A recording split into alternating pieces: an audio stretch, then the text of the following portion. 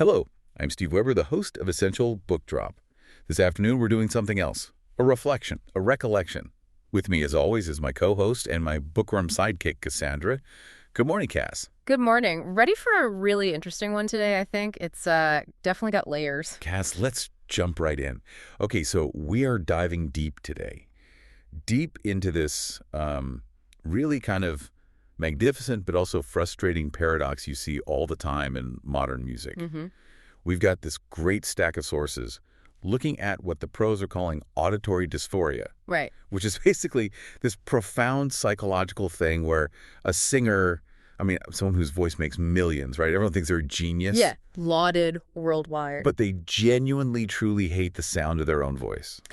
It's like the ultimate cognitive dissonance for a musician, isn't it? And we're not just talking about, cringing at a bad take in the studio. No, this is different. This is about a voice, their actual instrument that's become maybe a global phenomenon. But to the person making the sound, it feels like, one source called it a sonic crime. A sonic crime. Wow. Okay, so our mission today really is to unpack that difference. Exactly. What separates that sort of universal, ooh, is that really me? Feeling hearing your voicemail. We've all had that.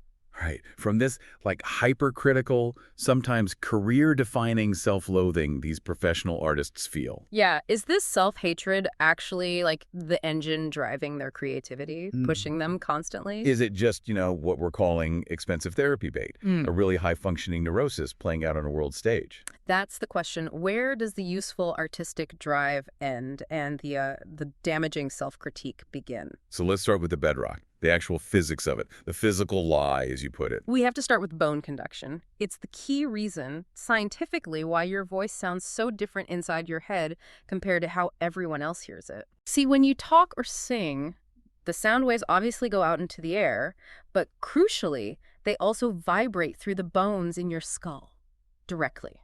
And the skull, what does it do to the sound? Your skull acts like this personal, built-in, like a natural subwoofer, almost.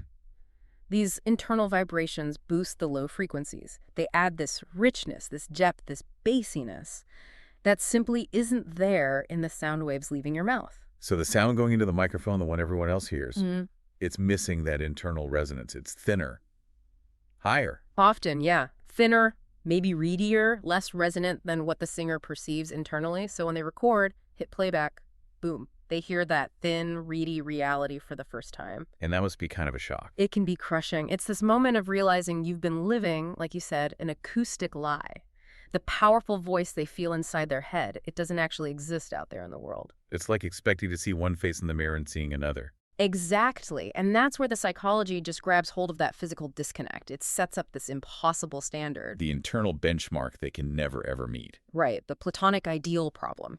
The artist isn't really comparing the final track to, say, another singer's work. No. They're comparing it to this perfect, flawless, absolutely unattainable version of the song that exists only inside their mind, their mental masterpiece. So the actual recording, the thing we buy or stream, always feels like a letdown to them, like a disappointing cover version. Pretty much. Always a compromise. And unlike us, the casual listeners, they are painfully, excruciatingly aware of every single tiny flaw. Things we wouldn't even register. We hear the song, they hear the production struggles, they know exactly where they strained for that note or where a word got a bit muddy or where they needed a breath but missed it. And they know how much studio magic went into fixing it. Yeah. The auto-tune, the compression. Oh, absolutely. They know how the sausage was made. We just enjoy the sausage. They remember the grinder. Which feeds straight into this professional pathology, this imposter syndrome, right?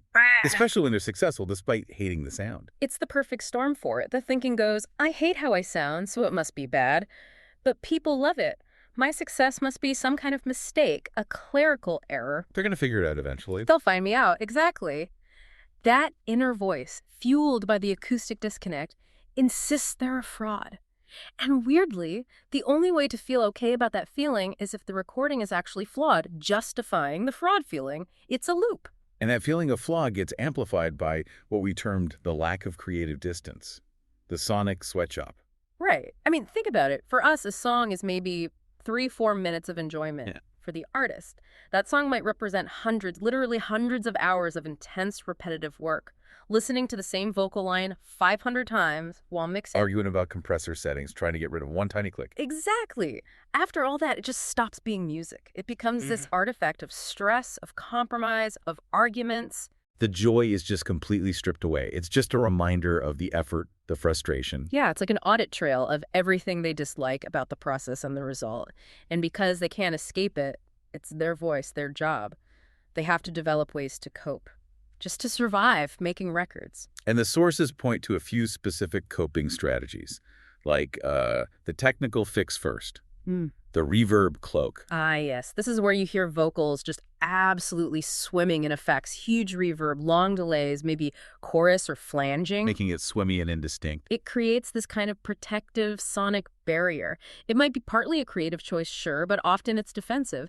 The hope is maybe the listener can't quite pinpoint the offending instrument, the raw voice itself. It diffuses it, makes it less direct, less naked. Like hiding it in plain sight.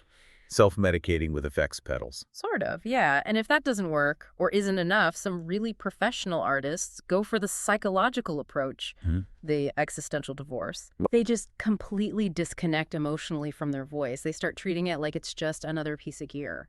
Functional, detached. Like it's just a tool, like Yeah, a microphone stand or a drum throne. Exactly like that. This is the tool I use to do my job. It's no longer me or my expression. It's just the throat thing that makes the required sound. Wow, that sounds incredibly draining emotionally. But this intense self-critique, it doesn't just stay in the studio, does it? It actually drives big career moves. Oh, definitely. This need to escape the sound they hate can totally change their path. You see, artists suddenly shift focus almost entirely to producing other people. Or they quit the big successful pop band. And become like an experimental ambient artist who only uses synth. No vocals. They're literally running away from the sound that made them famous. It can define their whole career arc, that avoidance. Okay, let's make this concrete. Let's talk about some of these artists. You mentioned Bono earlier. Bono's a great example of using that dissatisfaction constructively, maybe. Ah. He's been very public about how he cringes listening to his own voice on early U2 records. Really? Even the classics? Yeah, he claims he only really learned how to sing much more recently. That dissatisfaction arguably pushed him to keep refining his technique for decades. And maybe the biggest, most expensive example of dealing with past vocals. Taylor Swift re-recording everything. It's such a fascinating case.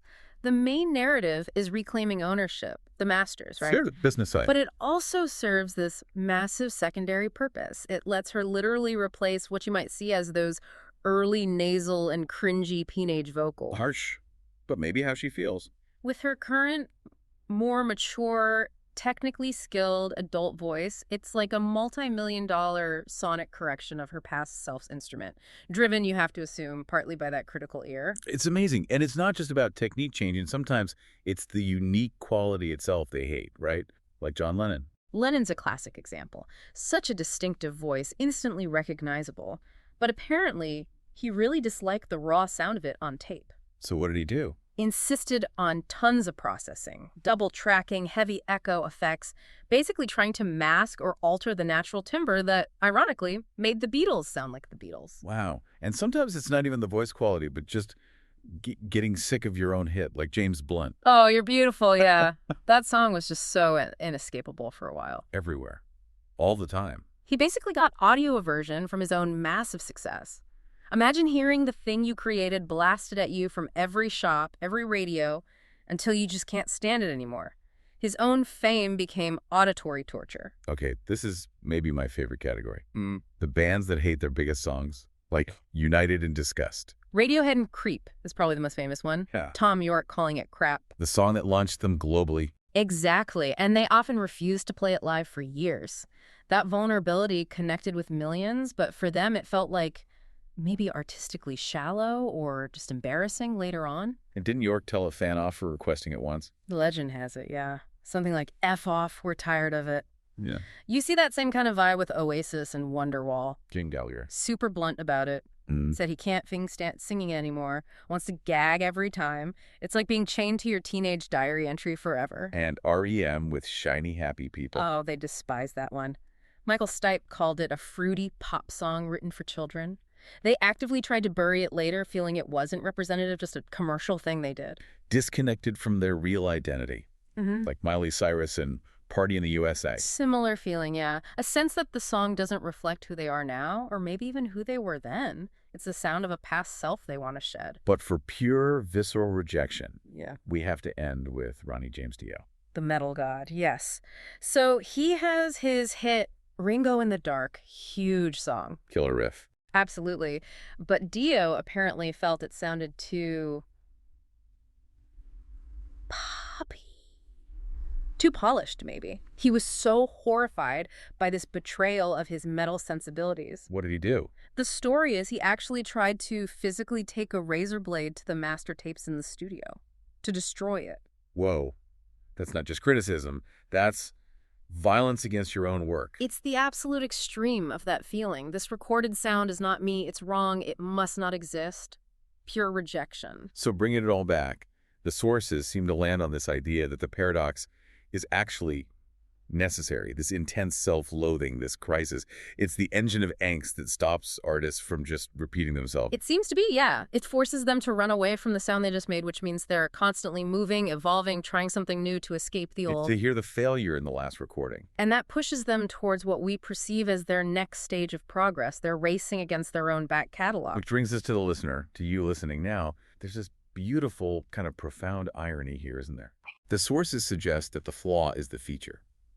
The very thing the artist hates, that little vocal crack, the weird timbre, the slightly nasal sound. The raw, unfiltered humanness of it. That's the exact thing that makes millions of us connect with it. We hear vulnerability, authenticity. While they hear the mistake, the deviation from their perfect internal idea, our emotional connection point is their source of cringe. We all kind of dislike our recorded voice, right? That's pretty normal. Yeah, that bone conduction thing gets everyone. But when you look at these artists, these extreme cases, it makes you think, doesn't it? If they have to live with this sound they despise playing constantly, and we love it because of those imperfections, what does that really tell us about art and vulnerability? Maybe. Maybe true authenticity in art is inherently uncomfortable for the creator. Maybe it's always the sound they're instinctively trying to refine, escape, or perfect. Fascinating thought. Well, thanks for joining us today. Always a pleasure. Great topic. Until next time, keep on opening new worlds with new ideas. And whatever you do, remember this.